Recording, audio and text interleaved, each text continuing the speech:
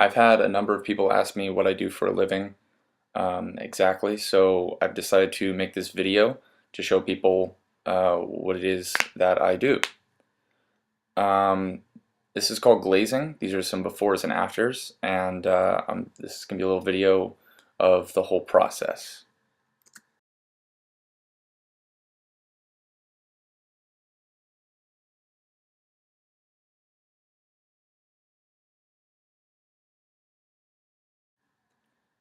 So what I'm doing here is toning and creating a soft wood grain using the glaze. I start by applying the glaze with a wet brush and then switching to a dry brush to smooth the glaze out, take some of it off of the cabinet to match the interior of the cabinet that you see that I did earlier. It's really important to apply the glaze evenly, that way you don't get any inconsistencies in the color and tone of the cabinet, and it makes it a lot easier to create that soft wood grain. I'm switching to a larger brush here. It's also a dry brush to match the size of the section of cabinet. This will help me create that soft wood grain and have it be nice and even and consistent here. And you can see it actually starting to change color a little bit as it gets brushed out. I'm doing the same thing here with the opposite side, applying the glaze with a wet brush, then switching to a dry brush. When toning and making the wood grain, it's really important that all of the strokes are very straight.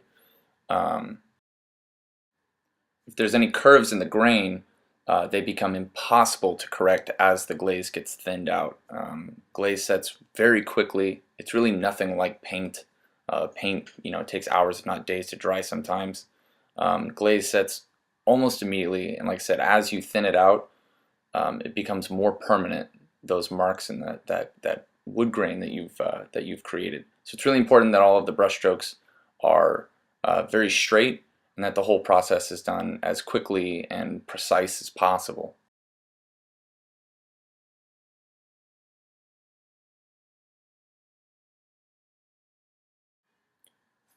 I'm moving on to the longer sections of the cabinet here. These can be a little bit more difficult because obviously there's more cabinet and the strokes need to be straight and consistent the entire way through. So getting a nice consistent color as well as making a straight wood grain gets a little difficult with some of these longer sections. They have to be toned as well to match the other sections of the cabinet that you've done. So here you can see me making nice long brush strokes, evening that glaze out, and then I'll dry the brush off to take the glaze out of the brush and then continue toning that glaze down, while also making nice straight brush strokes, again to create that nice wood grain. And you can see the color start to tone down, start to change and match up with the other sides with each brush stroke. The brush takes off a little bit of glaze, and when it leaves the cabinet and comes back on, it actually leaves some residual glaze there that you need to, again, take off, that you can kind of see me doing here in the corners. That way the glaze doesn't get spread unevenly.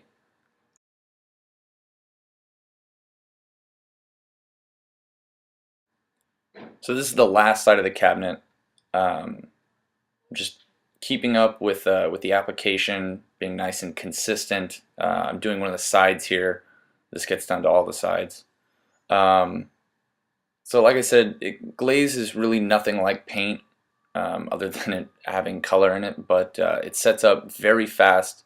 The more that you put on, the wetter it stays. So as you brush it out and tone it down, it dries much quicker. So all of the brush strokes that you apply to it become permanent very quickly, and it's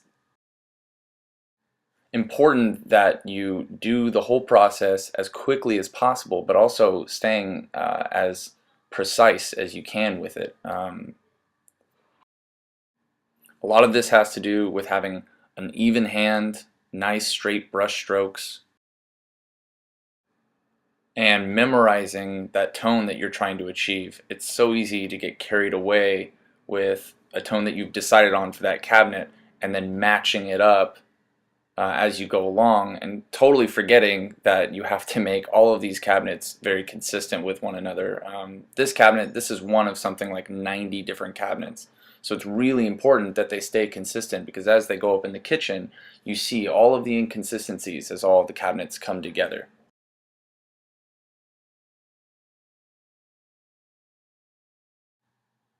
And now I'm just finishing this side up, tuning it a little bit, making sure all the tones real consistent, like I said.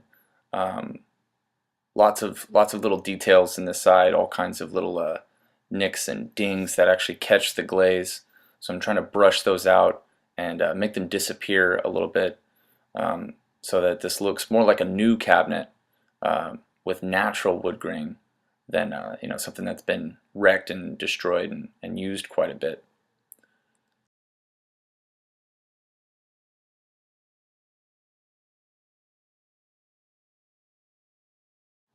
So these are the befores and afters, and as you can see, these cabinets didn't have any wood grain on them at all. They were painted over, kind of an ugly tone. And what we did was we changed the tone and created an entirely new wood grain by hand.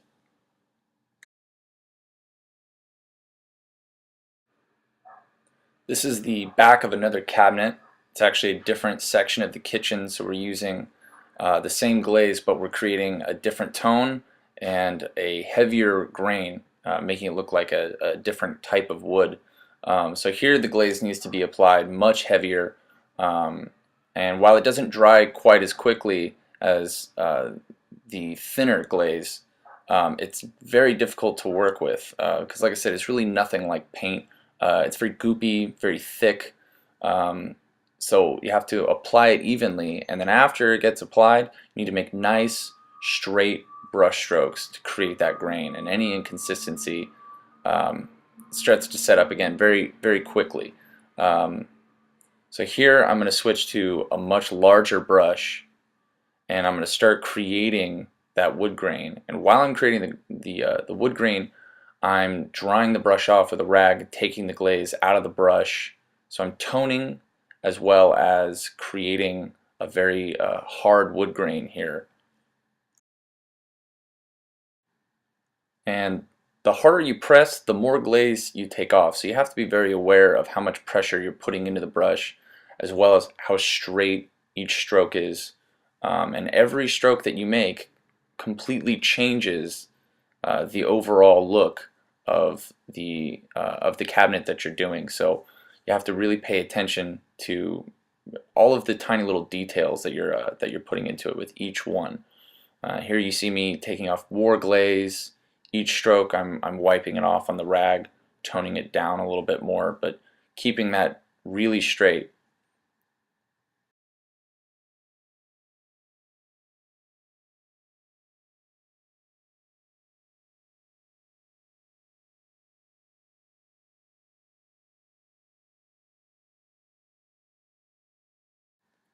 So just like the other cabinets, I'm doing each section one at a time. It's just easier to work the glaze that way instead of trying to do it all at once and having it set up too fast on you.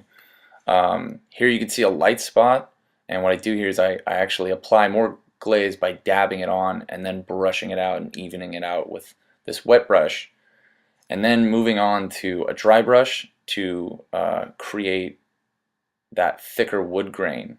And I press a little bit harder in with this brush to create that deeper grain, but not too hard, because then it starts taking too much glaze off and it starts looking a little weird.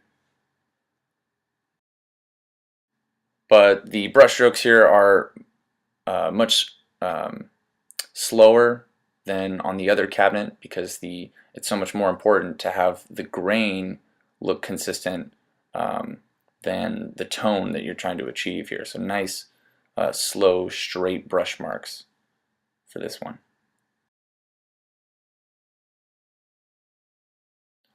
I'm doing the same thing to the other side here.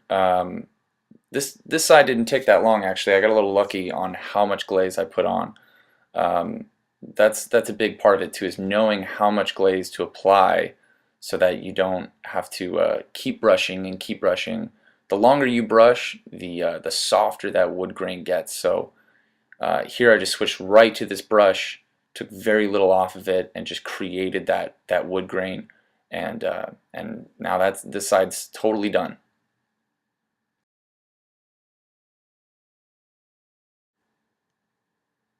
So I'm on to the longer sections of this cabinet now. You see me applying the glaze pretty heavy here. Um, Getting it even when it's so wet like this could be pretty difficult, because the harder you press here, you can see it actually starts taking some of that glaze off. So it needs to be spread around consistently and then brushed out with a wet brush, like you see me doing here, to even it all out. And you can see that the tone's already pretty close to the rest of the cabinet. So all I need to do is switch this larger brush here and start making that grain, but not taking too much off. So a lot of this is still just moving the glaze around and creating that nice grain, but really not taking too much off. And you can see the lines in each panel of the cabinet, and each grain needs to match up with those lines.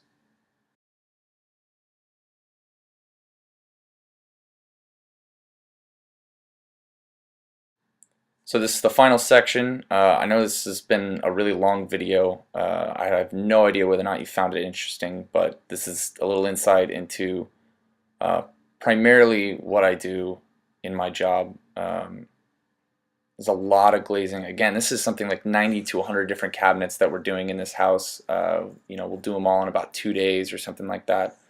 And the whole process is very tedious. It's very artistic. It takes a lot of attention to detail, a lot of focus, lots of color memorization, knowing what brushes to use, and this could take a really long time for someone to get a hold of and do it right. So again, thanks for watching. If you're curious about the other things that our company does, go to finishesbyfriday.com and you can check out all of the different finishes on cabinets, houses, exteriors, interiors, all of that, glazes, paints, anything you can imagine. So thanks for watching, and have a good one.